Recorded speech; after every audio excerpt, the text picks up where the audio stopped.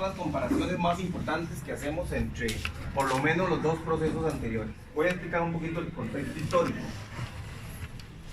Costa Rica desde el 95 no ha hecho ninguna reforma fiscal hasta el diciembre de 2018 que sea realmente importante. En el 2002-2006 se intentó hacer una mega reforma enorme que tenía de todo, hasta evaluación de desempeño, todo temas de ingresos, temas de gasto. Era enorme la reforma y terminó siendo un paliativo de 2 años que ustedes en los datos tributarios notan, donde apenas creció el ingreso y se volvió a estancar. En el 2010-2014 la expresidenta Chinchilla trata de hacer una reforma de solidaridad tributaria, que es la primera que estoy viendo aquí. No fructifica, ustedes lo conocen bien. Hay un proceso en medio de Edgar Ayales de consolidación fiscal, que no es una reforma en textos ya propuestos legislativamente, pero abre un espacio para este otro proyecto, que es el que finalmente se aprueba ahora en diciembre de 2016. No, 2017. Y entonces, aquí voy a hacer una comparacióncita, una comparación grande más bien, sobre estos dos últimos intentos, para ver por qué uno sí y el otro no, para poder empezar a entender por qué es que cuáles son los cambios de contexto y de fondo que hacen que esto se logre finalmente. Algunos cambios de narrativa, es una explicación muy simple, y unos datos que yo le llamo ahí ganadores y perdedores. En realidad yo creo que no es nada más el cambio de contexto y de momento para algunos grupos especialmente poderosos. Les dije que iba a ser muy tedioso en esta parte porque es mucho cuadro, pero yo quiero que veamos los componentes básicos. Vean, aquí estoy tocando nada más en materia de IVA y de renta los elementos más importantes, que son la materia imponible, las tarifas y las exoneraciones. Todo lo demás, que es la administración de los impuestos y todo eso, también lo tengo comparado, pero si me pongo a meterme en eso, no salimos y no tiene ningún sentido, porque eso nunca se tocó en ninguna de las reformas. Así como venía del Poder Ejecutivo, la Asamblea Legislativa así lo tramitó, sin cambiarle ni una coma, por obvias razones. Esos no son los temas realmente importantes. Realmente importantes para la gente son las tarifas y las exoneraciones, y además quién está dentro y quién no. Eso es básicamente lo que vean las componentes globales, porque lo que quiero aquí demostrarles es que tanto en IVA como en renta, la reforma que se impulsó en solidaridad tributaria, que son estos dos proyectos de ley, es exactamente igual que la que se aprobó. Entonces ese es el elemento, digamos, de detalle que hay que tener en cuenta aquí. ¿Por qué esta reforma tributaria no camina, se frena, y esta es la que prospera? Si es la misma, en los componentes básicos es la misma, lo que cambian son algunas redacciones, pero son los componentes básicos. Se generaliza. Ustedes saben que el impuesto de valor agregado no tiene, hoy, antes de la reforma, tenía por regla general que se graban los bienes con excepciones y se exoneran los servicios con excepciones. Ese cambio se propone desde el proyecto de solidaridad tributaria para que sea una generalización, ahora sí un IVA completo, que sea de bienes y servicios con algunas excepciones. Esa redacción, incluso esa redacción, es exactamente igual en los dos casos.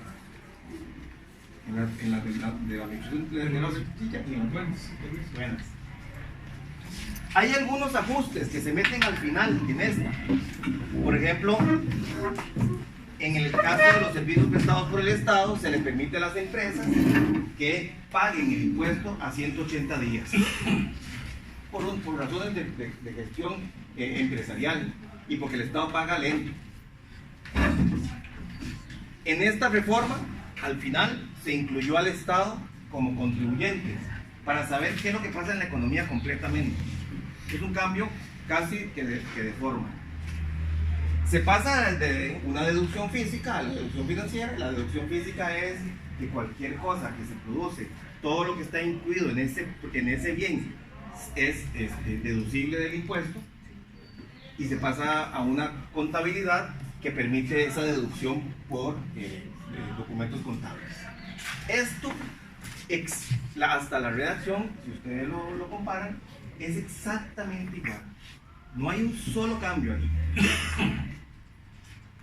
Integra un concepto de habitualidad al final en esta reforma, que es un concepto que pide la OECD, que no tiene nada de especial. Cuando se incluyó, incluso los grupos y los sectores dijeron sí, estamos de acuerdo con eso. Era una cosa casi de forma. Y luego en tarifas es donde empiezan los estiles y encoges para ver cuál es la tarifa y a quién le aplica. La tarifa general propuesta en la propuesta de la obra sencilla era de 14% para IVA. En esta fue de 13%. Cualquiera diría que ese es un punto neurálgico, pues no lo es. Un punto de IVA es muy grande para el Estado, pero para efectos de los sectores productivos o los sectores económicos poderosos no necesariamente lo es. Depende del sector.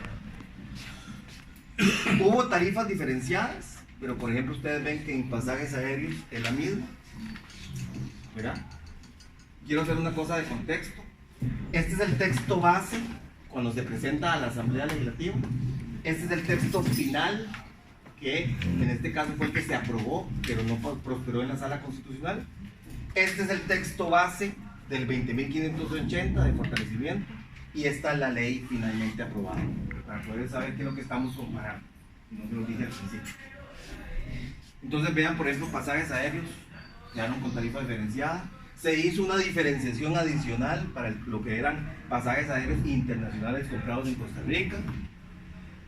El empaque y el embalaje empezó en 2, pasó a 4 en la primera versión del gobierno anterior y terminó siendo parte de la canasta en 1%. Los libros estuvieron grabados al principio y luego se exoneraron. Aquí me faltó algo, porque aquí falta la exoneración ¿cómo se llama? De los libros que tenía estas propuestas. La tarifa reducida del 2% del sector agropecuario pasó luego a una versión de 4% y terminó siendo lo que hoy conocemos como la canasta básica, con los insumos al 1%. Las operadoras de pensiones, aquí había una tarifa reducida, creo que me faltó, una tarifa reducida del 4%, se mantuvo en la primera versión del gobierno anterior y finalmente terminó exonerándose. Los servicios de salud en la propuesta anterior estaban al 14%, y en la negociación, aquí me faltó también, no sé por qué el cuadrito de IVA de las tarifas está con errores, ahora se lo cambio para pasárselos. Aquí los servicios de salud tuvieron una tarifa reducida del 2% sin devolución de lo pagado por el consumidor de los servicios.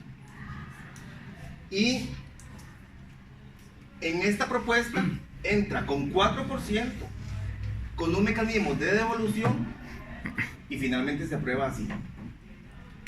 O sea, es una tarifa que pasó de 2% a 4%. No es que bajó, que es lo que uno supondría en un proceso de negociación política donde los grupos llegan a proponer que se les baje la carga que va a pesar sobre ellos. En este caso fue contrario. Igual pasó en otros casos. Los servicios de educación estaban también al 2% sin devolución en la propuesta anterior y termina siendo de 4%. Pero con un enredo que no se los explico porque es demasiado complicado, donde quedó unas partes en 2, otras en 13, otras en 0.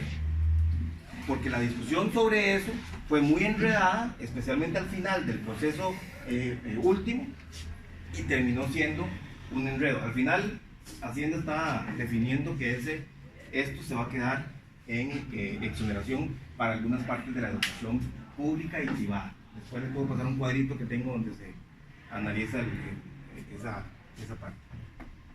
Vean medicamentos, por ejemplo.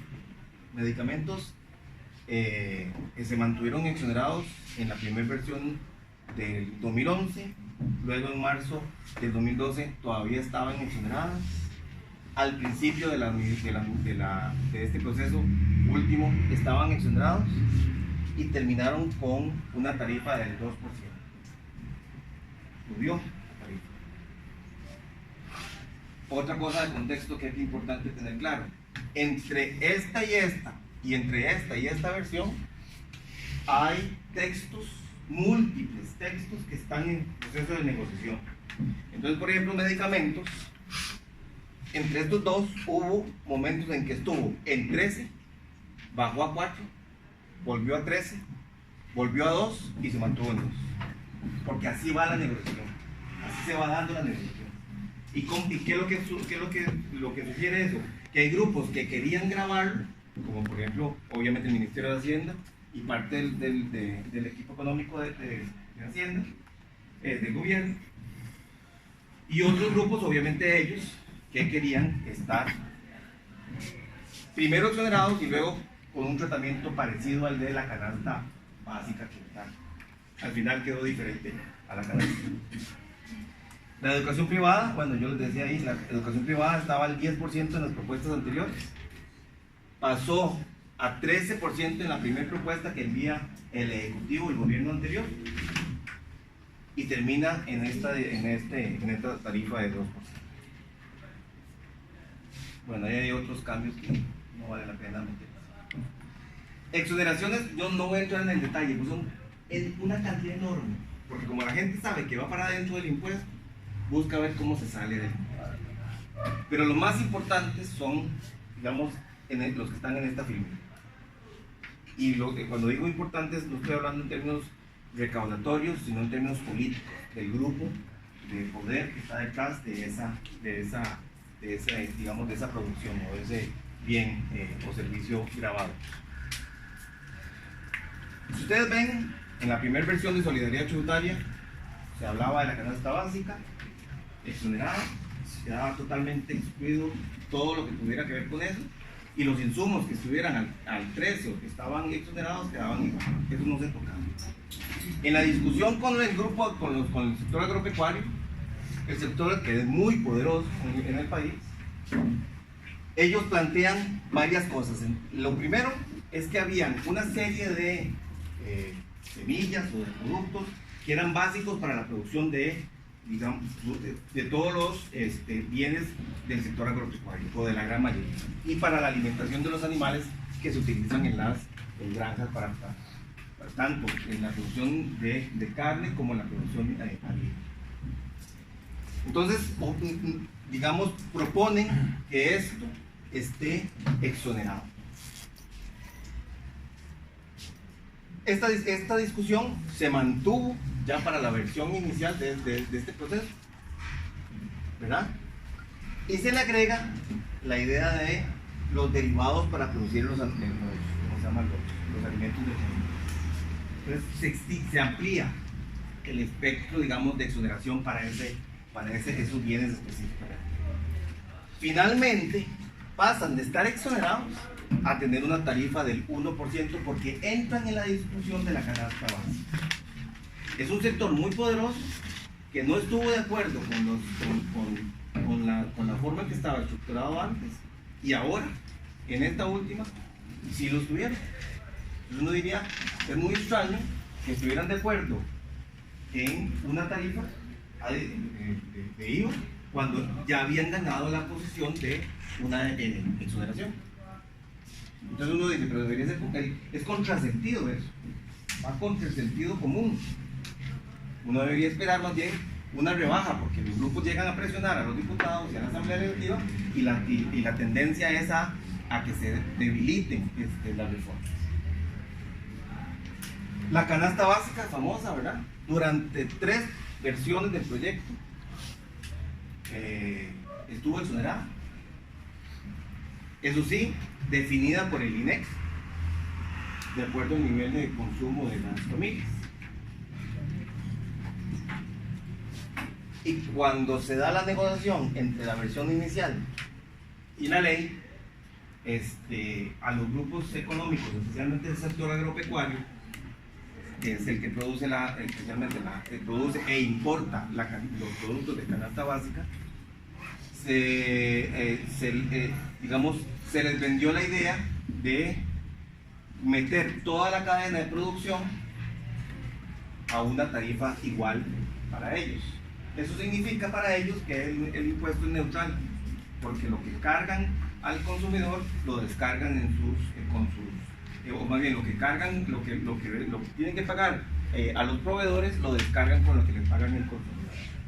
Ahí había una pequeña discusión con los productores agropecuarios más pequeños, que decían que no podían soportar ni siquiera ese 1%, ¿verdad? Pero los grandes dijeron, no importa, se queda así. Y así fue como finalmente terminó. Otra vez, la aclaración, aquí empezó en 4 y terminó en 1. Pasó a 2 y luego a 1. No sé si ustedes recuerdan toda la discusión sobre canasta básica, especialmente el año pasado. Productos veterinarios e insumos que son agropecuarios también estuvieron en exoneración, y al vincularse con la canasta quedan a una tarifa igual que la de la canasta, porque son los insumos para producir esa canasta. Cositas como estos, reencauches, llantas para maquinaria desaparecen y se amplía para otro montón de cosas que son siempre usadas en el sector agropecuario. Pero esta queda en una tarifa del 2%. Ustedes me dicen, ¿por qué? No sé. Es demasiado enredado lo que pasó en materia de IVA. Pero hay dos grupos que se mantienen durante todo el proceso con exoneración en IVA, porque en renta, y se me olvidó ponerlo en el cuadro, zonas francas, en renta no tampoco, y en IVA y renta permanecían exonerados, pero en la versión de marzo de 2012, zonas francas accedió a tener un tratamiento diferenciado para los dividendos, eran los dividendos. Dividendos y los impuestos municipales, ¿verdad? Nos hicieron el cachete. Bueno, a partir de aquí, estas exoneraciones son del sector financiero.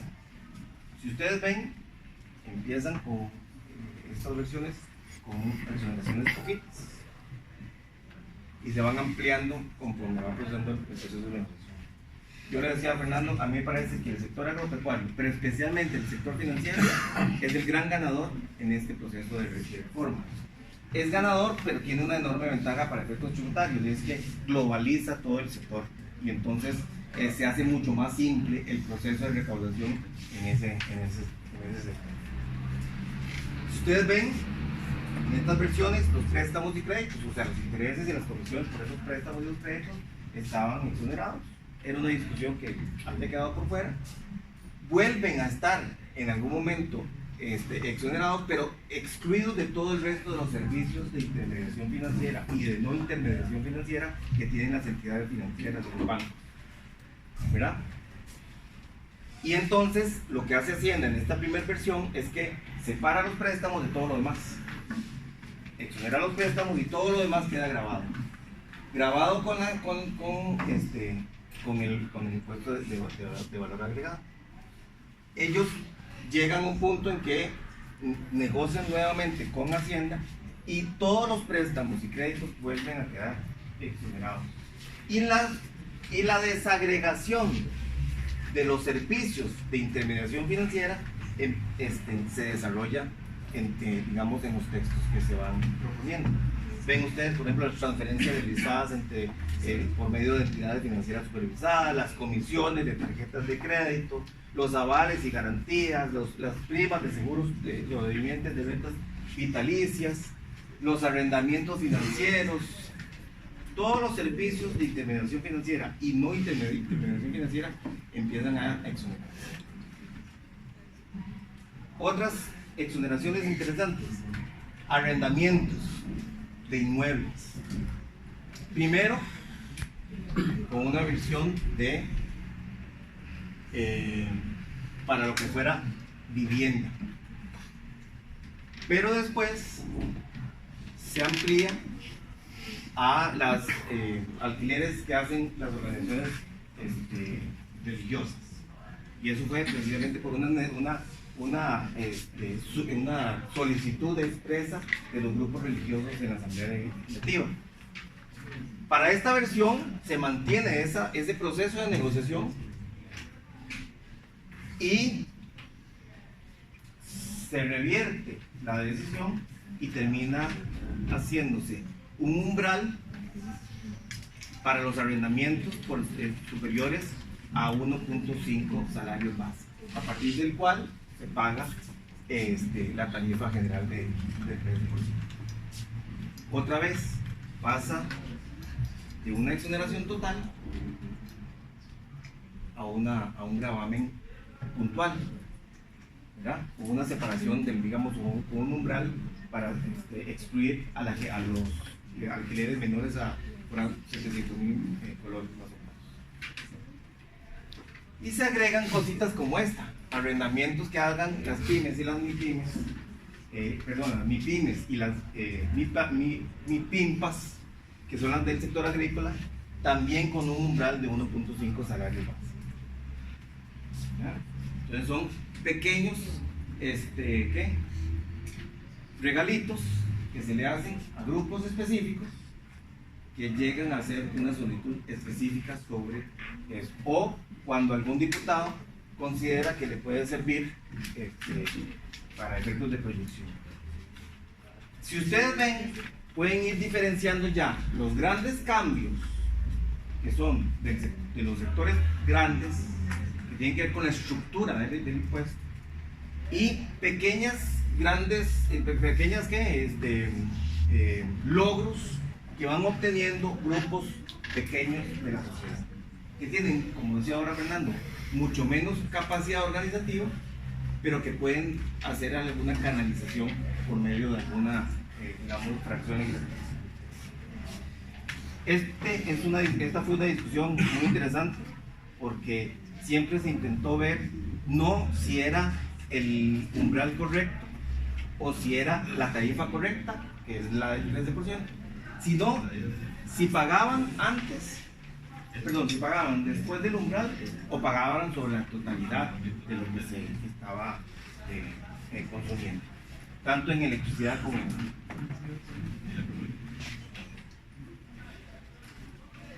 Los temas agradables y bonitos siempre aparecían, ¿verdad? Todo lo que eran equipos para discapacidad, eso se mantuvo durante toda la discusión. Se ven los pequeños logros de grupos específicos. Por ejemplo, en esta estuvo exonerado siempre la Asociación Profesional de Naciones de Niños, y luego se fueron agregando otras agrupaciones que llegan puntualmente, piden específicamente eso y salen de la escena política. Igual pasa con organizaciones como estas, internacionales, como la ERCAT y la UPAS. Lo más interesante de todo es que aquí, estos dos quedaron por fuera en la versión final. Bueno, no voy a meterme más en detalles. Que les interesa a ustedes, las universidades estuvieron excluidas de esta exoneración. Al entrar esta versión del gobierno anterior, la adquisición y venta de bienes de las universidades quedaban exentas, excepto lo que compraran las fundaciones. Y después de la negociación, ya esto pasó a ser todas las universidades, incluyendo sus fundaciones. Entonces las universidades tienen, digamos, un peso importante ahí, ¿verdad? O han tenido un peso importante en los procesos de negociación. Lo interesante de esto es que esto no se negoció en la Asamblea, eso se negocia directamente en el Poder Ejecutivo, y es ahí donde se construyó este cambio. Bueno, cositas como la cuota de educación, etcétera, y otros detalles. No voy a meter en esos. Vean la cantidad de exoneraciones, ¿verdad? Terminamos aquí en las universidades, vean la cantidad que sigue de cosas, de exoneraciones. Y ven que la tendencia es a estar de este lado de la tabla. ¿Por qué? Porque estos son los mecanismos con que el sistema político va absorbiendo, digamos, pequeñas estímulos de los grupos para que se vayan saliendo de la agenda política y finalmente termine la negociación en los temas más grandes, más redondos, más difíciles, más complejos, y así se va dirimiendo, digamos, sacando de la paja sacando la semilla de la paja que sobra, ¿verdad? Sector turismo, sector construcción, etc. En renta pasó una cosa totalmente diferente. Si ustedes vieron, si me permitís un comentario sobre la parte del IVA. Yo creo que una de las cosas interesantes de ver en este ejercicio que propone Randall, fíjense que las columnas de la primera propuesta en la parte de exoneraciones están casi en blanco, ¿verdad? No hay casi nada ahí. Y eso es porque es el primer paso de una negociación. Entonces, el gobierno arma de alguna manera su propuesta y la presenta. Y ahí empieza la negociación. Pero entonces usted presenta una cosa que va limpia, lo más cercano a lo que usted quería. Siempre se toma en cuenta, bueno, si son huecos no van a quedar pensadas. Pero la idea es que usted lo pone de tal manera que se genere la discusión y entonces ahí empiezan todos esos cambios, ¿verdad? Que van gradualmente. Es un proceso de aprendizaje para la sociedad, para los grupos de interés, para el gobierno, para los partidos políticos. Es un aprendizaje, por eso es que son procesos muy lentos. Tenemos que ir echándonos puntos. Así es, y lo más interesante es que además cuando los sectores saben que tuvieron una negociación, digamos aquí, al final de la administración de Laura Chinchilla, cuando llegan a este proceso, le dicen a los diputados, no, eso ya está consolidado de esta forma. Un ejemplo que les voy a poner en eso, que es el más evidente de todos, y lo van a ver además en noticias en los próximos días, es el sector construcción. Ellos habían llegado a una negociación con el gobierno donde quedaban con una sujeción progresiva de, eran 8 años, 8 o 10 años, iban progresivamente llegando al 13% en todos los servicios que compraban. Y resulta que esta fue la negociación, aquí dice 4 años, pero eran 8 años. En esta negociación ellos dicen, yo parto de ese supuesto, pero el gobierno llega y propone una redacción muy similar, pero los lleva a que sea a 4 años. Y entonces la escala que tenían aquí, que era el primer año 4, luego 8 y luego de 1 en 1 hasta llegar a 13, eso hacía que pasaba a una versión donde se aceleraba ese proceso de, digamos, de gradualidad. Eso lo resiente el sector, y entonces en la discusión que se da con el Poder Ejecutivo y con la Asamblea, ellos lo que proponen es que está bien, pueden migrar más rápidamente, pero que les permitan tener primero un año inicial exonerado y que además tengan mayores facilidades para entrar en la exoneración que tengan en el momento en que están desarrollando el proyecto habitacional o de construcción que corresponde. Eso queda plasmado en esta redacción, se mantiene durante todo el proceso, y ahora lo que está pasando, y eso es una cosa interna que les cuento, de Hacienda está modificando la regla legal mediante reglamento, y entonces si en los próximos 3 meses no están dentro de la las condiciones para poder obtener la exoneración, simplemente van al 13 de una vez. Eso es un problema para los grupos porque ellos asumieron, y así lo dicen incluso expresamente, y lo dicen y lo ven ustedes en actos legislativos, que ellos tenían un acuerdo con el gobierno independientemente de la administración pública, de la administración de gobierno que sea, de cualquier partido político. Ellos ya saben que hay una cosa consolidada. Eso no significa que los grupos no sepan que la consolidación les puede permitir a ellos avanzar en otras cosas y en tratar de mejorar las condiciones o los resultados de la negociación que obtuvieron en algún momento. Eso siempre lo intentan, pero tienen una base sobre la cual discutir. En renta es más o menos lo mismo, pero no, más bien aquí es muy interesante porque esta versión, digamos, lo que era solidaridad tributaria, era muy grande la reforma en renta. De hecho, era una reforma integral a la ley, completa. Pero por alguna extraña razón, que yo creo que no es una extraña razón, ahora se las voy a decir. En este momento, cuando el gobierno anterior presenta la propuesta, lo que hacen son 3 cambios chiquititillos. Bueno, dos cambios chiquititillos y un cambio grande que sí estaba en las versiones anteriores. El cambio pequeño, los 2 cambios pequeños eran 2 cosas que la OECD estaba pidiendo. Un par de cositas chiquititas, no eran nada del otro mundo.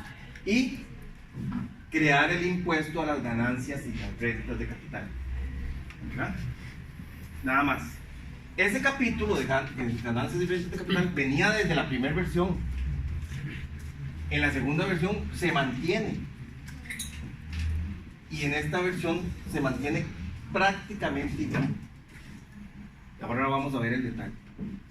Pero solamente tenía eso. Entonces ustedes van a sentir en esta primera versión una debilidad importante en renta, muy importante en renta, porque el supuesto que estaba detrás es que los grupos más interesados en el impuesto de renta eran los que iban a evitar que esa reforma pasara, o sea, los grupos económicamente poderosos. Pues resulta que lo que pasó es una cosa un poco extraña.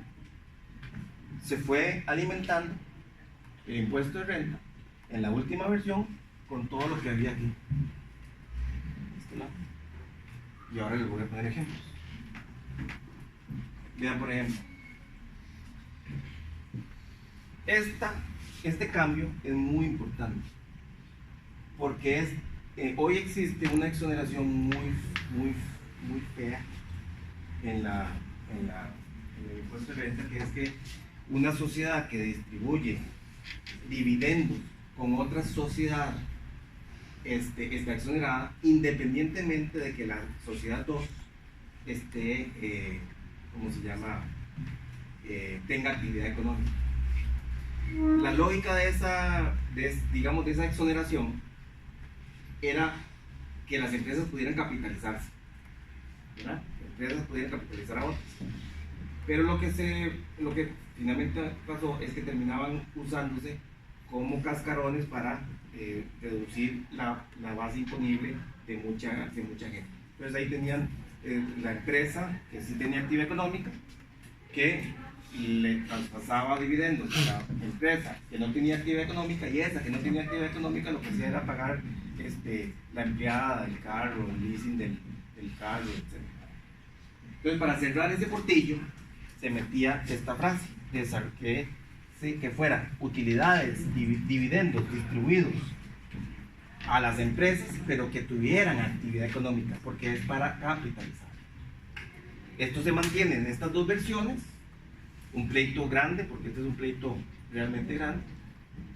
Lo más interesante es que en la primera versión del gobierno anterior se eliminó del todo. Pero por algunas cosas extrañas de la vida vuelve a nacer y se vuelve a incluir, porque se vino la discusión sobre los holding. ¿Qué pasaba con los holding? Porque en la redacción que se tenía parecía que los holding terminaban pagando como una empresa con actividad económica completa. porque no quedaba ninguna evidencia de eso. En la discusión querían volver a la versión de la ley de renta, de que todo estuviera exonerado. Y finalmente terminó siendo la misma versión que se tuvo en la primera versión en 2011. Y así lo van a ver ustedes. No voy a entrar en el detalle, pero si ustedes ven esta columna, no se incluía. Vean que yo en este caso sí dejé el no incluía, para que se viera muy evidente, se viera mucho el hecho de que esto que estaba en esta versión no fue asumido en la primera versión de la administración pasada, pero finalmente en la ley fue quedando algo igual o parecido. Por ejemplo, la regla, lo que se llamaba la regla de subcapitalización. Esta regla de subcapitalización, la primera versión, no voy a entrar en el detalle, es lo que llaman de primera generación, que es lo que tienen los países europeos y los de la OECD en este momento. Y se avanzó en mucho con la narrativa de lo que, digamos, la OECD está pidiendo en implementar una norma de subcapitalización que es un límite a los intereses como gasto deducible, que es lo que llaman de segunda generación, que es mucho más dura, ¿verdad? Más dura de cumplir. Se hicieron algunas matizaciones porque estaba muy enredado en algún texto sustitutivo entre esta versión y esta, estaba muy duro. Se suavizó para efectos de evitar problemas a empresas que estuvieran sobreendeudadas, que fuera parte de su giro estar sobreendeudadas, por ejemplo las de la construcción, que se sobreendeudan en un momento dado para luego recibir, digamos, las utilidades de esas inversiones, y entonces digamos, se matizó para siempre que funcionara como un mecanismo de control tributario eficiente o efectivo más bien, pero que no afectara, digamos, al empresariado que normalmente utiliza los préstamos para su giro normal de negocio sin ningún intento de evadir el fisco. Así pasó en algunos casos. Bueno, este caso no, era todo el capítulo de ganancias de capital, que se mantiene a lo largo del tiempo. No hubo casi ningún cambio ahí, excepto en las tarifas. Y ahora vamos a ver las tarifas que quedaron, que fue un verdadero desorden. En esta versión, en la versión original, quedaba uno en esta cosa del 15%, donde todo estuviera a esa tarifa, y finalmente quedó con un picadillo de tarifas espantoso, que para efectos de administración tributaria deben ser espantosos, donde tenemos una tarifa general de 15% sobre todas las rentas del capital, con las excepciones de que los títulos de los bancos populares están en 15, pero antes de llegar al 15 van a pasar una ley para que puedan vender sus títulos en el mercado financiero para todo el mundo con las mismas condiciones, cuando puedan hacerlos bursátiles, dice la norma que están proponiendo. Las mutuales, los rendimientos de los títulos de las mutuales pasaron a 7%. Los rendimientos de los títulos de las cooperativas están también en 15% y juega lo mismo que para el Banco Popular, que es cuando se puedan hacer bursátiles, entonces entran al 15%, antes tienen una tarifa de 7%, o sea, los dos arrancan en 7%. La tarifa de 8% de los rendimientos de los ahorros de los cooperativistas, con un mínimo exento que había empezado en 25% de un salario base y terminó en 50%. ¿Verdad?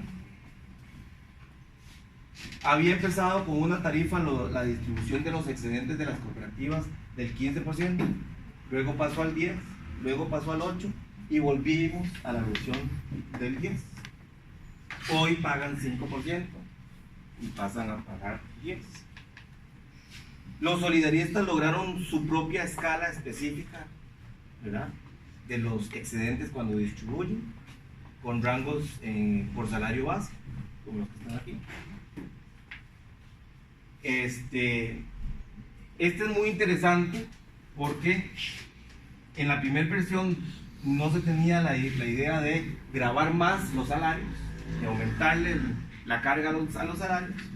Al final, en la negociación, especialmente por el acuerdo Chinchilla-Solís, que era el de Otto Solís y Laura Chinchilla, se logran meter 2 alícuotas adicionales para gravar los salarios altos. Pero lo interesante es que se vuelve a caer aquí. Se saca.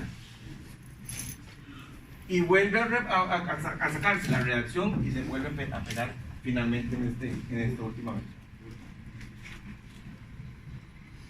Y las exoneraciones en renta. Vean cómo está mal, como decía ahora Fernando, está mal limpia el lado izquierdo de la tabla y se va llenando cada vez más el lado derecho de la tabla. Porque los grupos y los sectores van y piden su pedacito de cielo. Como le digo yo, poquito a poco van entrando cosas y van saliendo algunas, como los premios de la lotería, por una iniciativa específica de una diputada que nadie detectó. Bueno, los que queríamos que estuvieran grabadas no las detectamos, no las quisimos detectar y terminó siendo quitada de las exoneraciones, o sea, grabadas los premios de la lotería. No voy a entrar más en eso porque lo que quería era cansarlos. En realidad, esa parte era importante ver el detalle. Por eso es que no, digamos, les dije al principio que me perdonaran porque los iba a agobiar. Yo sabía que los iba a agobiar con eso. Pero es que es ahí en los detalles donde está el diablo, ¿verdad? Es ahí donde se hacen los procesos de negociación. No es en la gran discusión de la tarifa, eso es lo que sale público. La discusión en política se da en los pequeños detalles, casi a veces hasta personales, para hacerlo, digamos, para hacerlo visible. Pero no es solamente, no es una mezquindad personal de que yo quiero lograr algo para mí, no, es que claramente es gente que siente que puede tener, digamos, impacto sobre ellos esa decisión. Y es que uno dice, bueno, entonces, si la reforma no era tan diferente... Solo un toquecito, ¿verdad? Claro. Aquí, esto es el free rider en acción, ¿verdad? Ahí está, esa es la pelea. Eso que está describiendo Randall es cada uno diciendo, sí, haga eso, pero a mí no. Entonces aparecen todas esas infracciones. Eso es el free rider. Así es. Ah, bueno, y perdón, y entonces en la ley 9635 está dos títulos enteros, enormes, de empleo público y de regla fiscal que no los puse aquí. Y no los puse aquí a propósito. Se los iba a dejar de tarea al final, pero no los puse a propósito aquí porque en esta versión del gobierno de Laura nunca se habló del tema de empleo público, digamos, nunca se concretó en una propuesta de reforma. El argumento que se tenía era evitemos tener el pleito completo con todos los sectores de la sociedad, tratando de que los sindicatos por lo menos entraran en la conciencia de que era una reforma tributaria y que era bastante más progresiva que lo que tenemos hoy. Pero no funcionó así. Entonces, en el proceso de transformación de esta versión a esta, aquí adentro hay dos grandes momentos políticos. Uno es el trabajo que hace don Edgar Ayales de hacer el proceso de consolidación fiscal, donde incluye los temas de pensiones y de empleo público y algo de regla fiscal. Pero un proceso todavía más importante es que se da una negociación previa a la presentación de este proyecto en noviembre de 2017 para negociar entre los 4 candidatos a la presidencia del 2018 de los partidos más grandes. Se da una negociación para ver cuáles elementos deberían de incluirse. Y una de las cosas que más se habló fue la necesidad de incluir temas de gasto en la versión que se fuera a presentar en la Asamblea de la Iglesia. Básicamente, las reformas a empleo público y la propuesta de regla fiscal. Finalmente, esta propuesta de noviembre, bueno, para contarles un detalle, eso que les estoy diciendo, en agosto, yo tengo ahí en la computadora, no sé, debo tener 100 versiones de proyecto. En agosto, la versión era igual que esa del texto. Era igual que esa, con los cambios que se notan aquí. Y en octubre ya tenía los capítulos de empleo y de reglas fiscales. Porque era una exigencia de los grupos que iban a poner más plata en esta reforma. ¿Verdad?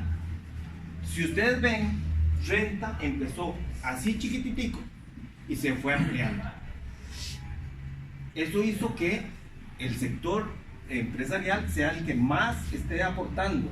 Entonces hay un trabajo que hace la gente del Instituto de Investigaciones de Ciencias Económicas que evidencia que ese cambio es lo que más, digamos, hace progresiva esta reforma. Entonces hay cambios, digamos, de contenido. Uno dice, bueno, entonces en IVA los cambios casi no eran mayores, no eran más de los más importantes. Pero en renta los cambios fueron más bien a profundizar, pero a profundizar con base en lo que ya se había negociado en las versiones anteriores.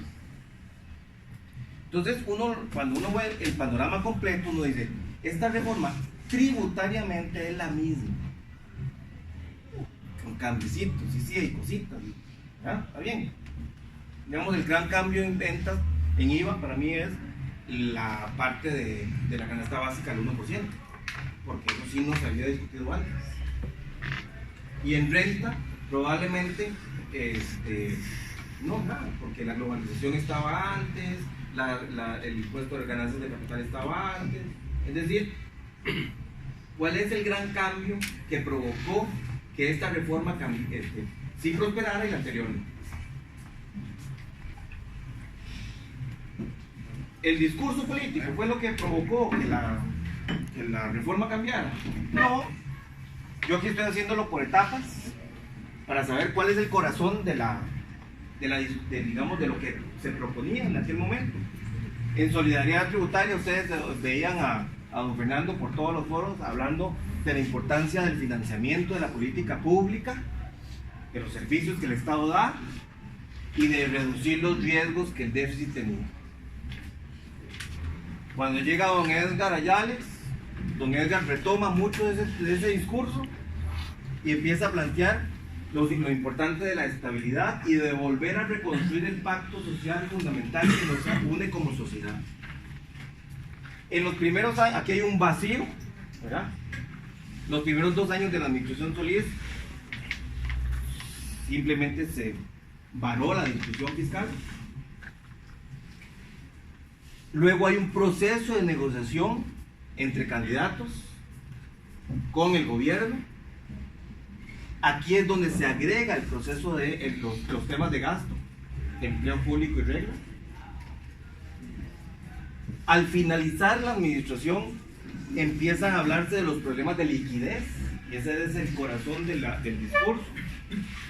Y cuando empieza la administración Alvarado, la ministra habla de evitar crisis, de reducir deuda, de reducir intereses y de evitar el impacto de todo eso sobre las tasas de interés y la economía en general.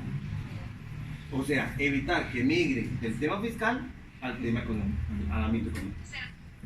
Entonces, cuando uno ve la dinámica de la narrativa, uno se pone a preguntar, bueno, ¿qué fue lo que pasó? ¿Qué elementos, qué condiciones objetivas están sucediendo para que la gente, para que haya tal vez un cambio en la posición de los grupos? Los grupos cambiaron de posición, los técnicos cambiaron de posición, los órganos jurisdiccionales como la Sala Constitucional cambió de posición. cuando usted ve el procedimiento legislativo realizado en solidaridad tributaria, es exactamente el mismo que se hizo en este proceso.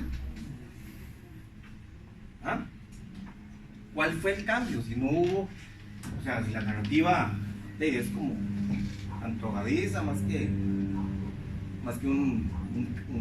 una línea argumentativa única y uniforme, ¿qué es lo que provoca ese cambio?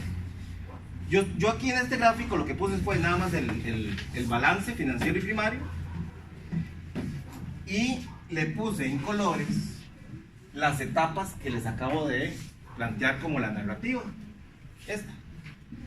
Entonces, si ustedes ven, en esta etapa, don Fernando hablaba de reducir riesgos porque el déficit se había disparado. Es el contexto del que viene. Don Edgar habla de estabilidad y pacto social. El déficit sigue incrementándose, pero no a la tasa de crecimiento que tenía en los años previos ¿verdad?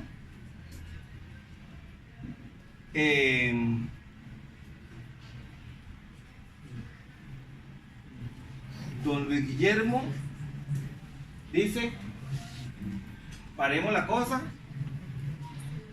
¿verdad? Frenemos aquí la cosa, empecemos a ver qué hacemos. El déficit brinca ahí. Hay un error en el dato. Por alguna razón, no sé. La negociación de los candidatos se da en esta etapa. La urgencia de liquidez se da aquí, y evitar la crisis se da en la última parte del... Pero el déficit sigue cayendo, sigue creciendo. No hay ninguna relación entre las dos cosas. Entonces no es por ahí que está la explicación de por qué las cosas cambian. Entonces una hipótesis que yo tengo es que las condiciones objetivas del financiamiento del Estado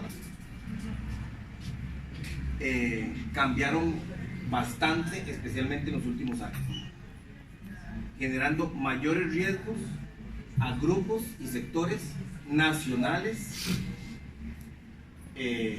más riesgos de los que sentían en las etapas previas. Este gráfico es la deuda interna bonificada, pero por tipo de tenedor. ¿Quién es el que compra esos bonos? ¿Quién es el que invierte? Aquí está separado entre sector público y sector privado. Este es el dato del Banco Central. Se me olvidó poner la fuente. Este es el dato del Banco Central. Vean que aquí hay un crecimiento importante, ¿verdad? Pero, digamos, se puede entender en medio de la crisis. En este proceso hay un cambio de deuda, porque vienen los eurobonos. Ya en este momento se había caído la reforma, se tienen los eurobonos, la deuda interna, digamos que se detiene,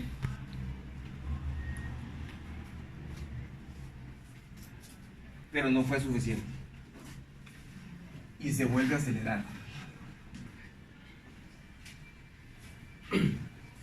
Perdón, y una cosa que no dije, la roja es la del sector privado, ¿eh? El sector público también sufre más o menos lo mismo, pero cuando usted llega a un punto en que ya se igualan, el sector privado, por eso esa gráfica la puse de primera, el sector privado es donde siente que ahí se puede complicar la cosa, por la solvencia que el Estado, o la insolvencia que podría tener el Estado para pagar sus propias deudas, que incluyen sus inversiones, sus propias inversiones. ¿Verdad? Es una hipótesis de trabajo, no estoy diciendo que puede ser así ni nada, pero podría ser que esa sea una de las principales razones. No digo que además, porque además esto nunca son una razón, nunca es una razón, y menos en un tema tributario, y menos en un tema tributario que afecta a toda la sociedad. ¿Verdad? Señor. nada más para un punto que dijiste, para recalcarlo, porque dijiste, hay un montón de cosas chiquiticas, ¿verdad? Que se van metiendo ahí en el camino, ¿verdad? Para abrir el espacio a la discusión grande, ¿verdad? Entonces yo entiendo que lo que estás haciendo es buscando cuáles son esos grandes intereses que movieron esta cosa, que no lo movieron en la primera y sí en la segunda, aunque eran iguales. Así es. Esa es la pregunta que estamos tratando de contestar. Pero es muy interesante, ¿verdad? Que sean iguales. Porque es que uno dice, las reformas son iguales. Lo único que cambió fue lo de empleo público y regla fiscal. Pero lo de empleo público no tiene mayor impacto fiscal. O sea, el ahorro es mínimo. Es más como una cosa de ordenamiento. Y además era poquito. Y la regla fiscal es una aspiración. No es una medida. Es una aspiración. Entonces uno dice, ¿cuáles son lo que sí sirve? El tema de empleo público y el tema de reglas, lo que sirve para que los grupos y sectores políticos, económicos, sociales tengan una salida política, tengan un discurso que decir, bueno, ya ahora sí la reforma ya tiene cosas de gasto, entonces ya ahora la siento más equilibrada, le dicen los sectores de uno. Ahora ya no solamente de ingresos, sino también de gasto. Pero eso es discursivo. Pero digamos, en donde le duele el zapato, que era el tema de ingresos, o sea, el tema tributario, y era la misma versión. Bueno, con los cambios, pero es la misma versión. Entonces, ¿dónde está el cambio? ¿Cuál es el dato? ¿Cuál es la motivación para que ahora sí y antes no? Yo pienso que puede ser en los niveles de riesgo que se están asumiendo producto de la insolvencia o de la incapacidad del Estado de pagar sus obligaciones y el nivel de endeudamiento que va adquiriendo. O sea, yo me pongo a pensar, soy un inversionista y cuando yo veo que esto va por aquí, yo digo, ¿y me irán a pagar a mí? Digo, no soy economista, pero los inversionistas importantes deberían pensar eso. Vean qué interesante esto. Esta es la deuda interna del poder, el poder del sector privado y la amortización. Esto es lo que va amortizando realmente el gobierno. Entonces, los datos que vimos ahora, donde va creciendo los niveles de deuda y el Estado cada vez va amortizando menos. Hay mucho canje de deuda aquí, o sea, yo cambio deuda por otra, como especialmente en este periodo, donde se ve la caída, que son los eurobonos. Están cambiando deuda interna con deuda externa, y entonces ahí hay como un... Pero aquí también hay canjes importantes, pero no son suficientemente importantes como para que sea así, porque eran de 75.000 millones, ¿verdad? Donde hay un cambio importante es en el canje del 2019, del 2018, y no se nota. Entonces dice uno, ¿cuál será por ahí que viene la explicación? Donde usted dice, bueno, el Estado está pagando a duras penas y tratando de ver cómo hace para tirar para adelante toda la deuda que puede, lo cual significa que yo la inversión la puedo recuperar, pero más adelante. Entonces el gobierno me está presionando para negociarla de una forma diferente. Podría ser que sea por ahí.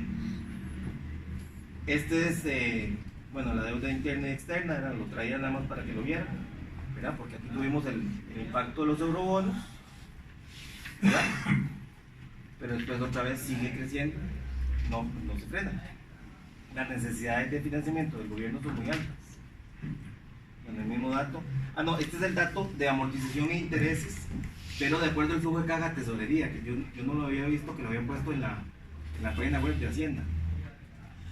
Entonces, si ustedes ven, los intereses crecen mucho, sí, entonces yo puedo ganar más plata, digamos. Pero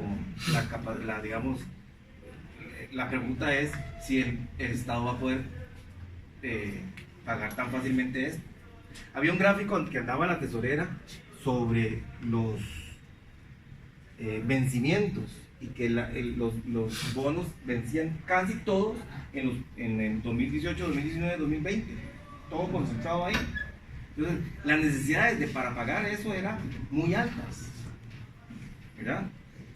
Entonces, bueno, ese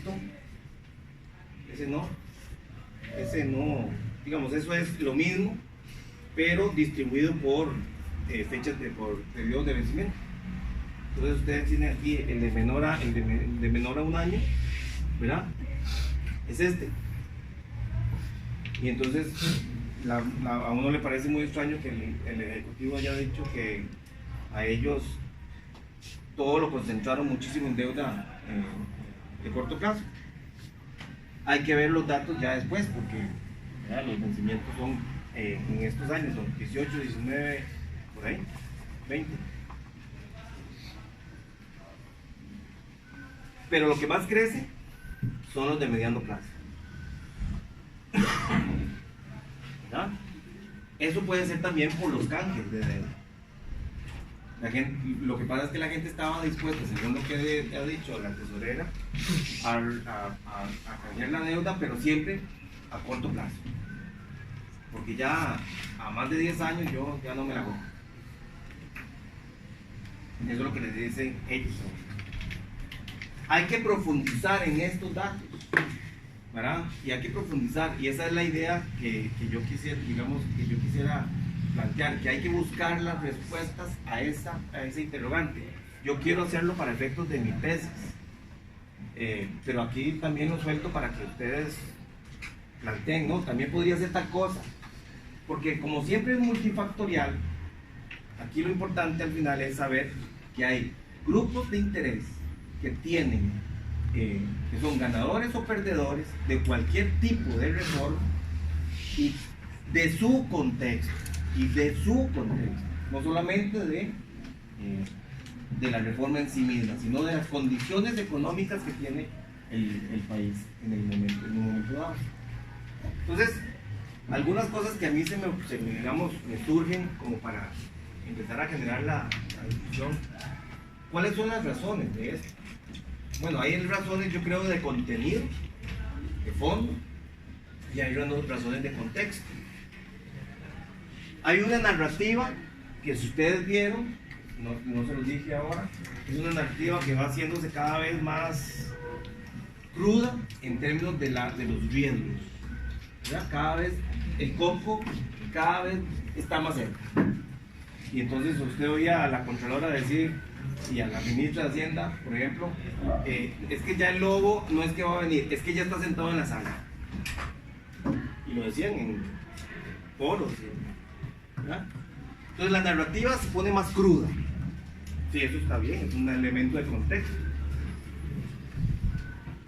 Hay una derecha moderada en la administración actual, tanto en el gobierno como en la Asamblea Legislativa, que tiene puntos de vista muy coincidentes, ¿verdad? No es aquella derecha recalcitrante del movimiento libertario, dura, difícil, que no permitía el avance de las cosas. Esta es una derecha mucho más moderada, y hay muchos de derecha moderada. Entonces, como estás del centro hacia la derecha, se ponen de acuerdo más fácilmente.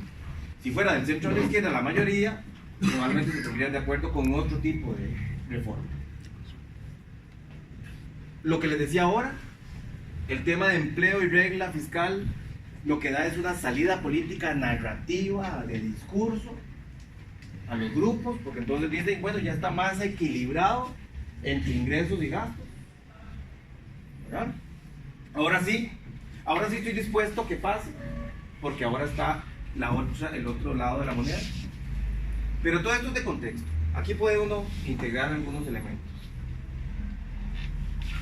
La regla y lo de empleo público no solamente sirven para discurso, sino también porque abren una discusión muy importante que no se ha tenido también en términos de reforma del Estado, de responsabilidad fiscal y presupuestaria, Entonces esto, digamos, permite abrir el boquete para una discusión, y en especial en el tema del empleo público. La mejor prueba es que ya el proyecto de ley de empleo público ya está presentado. Es un proyecto que sirve como para gobernanza del empleo público, no tanto como para arreglar problemas de, digamos, de impacto fiscal. Pero ya la discusión avanza, ¿verdad? Esto que llamo aquí nuevos logros y logros consolidados es lo que les estaba planteando de los sectores. Los sectores sabían que tenían logros consolidados. Su pedacito de cielo estaba garantizado en algún momento. Medio garantizado, porque tampoco es que es una cosa escrita en piedra. Y esto les permitía sentir cierto alivio en su pedacito de cielo, en su tema específico. Eso no significa, como les decía, que no vinieran a la negociación política a tratar de implementar mejoras en ese logro consolidado, ¿verdad? Siempre había. Y obviamente hay grupos que en algún momento no estuvieron, pero ahora sí, y obtuvieron también sus logros.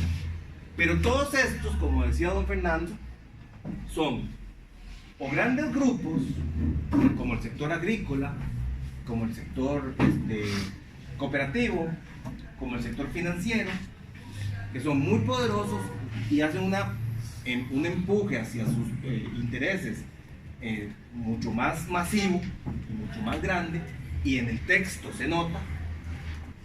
Y otros son los pequeños logros de grupos específicos que entran, obtienen el logro y se salen de la escena, como por ejemplo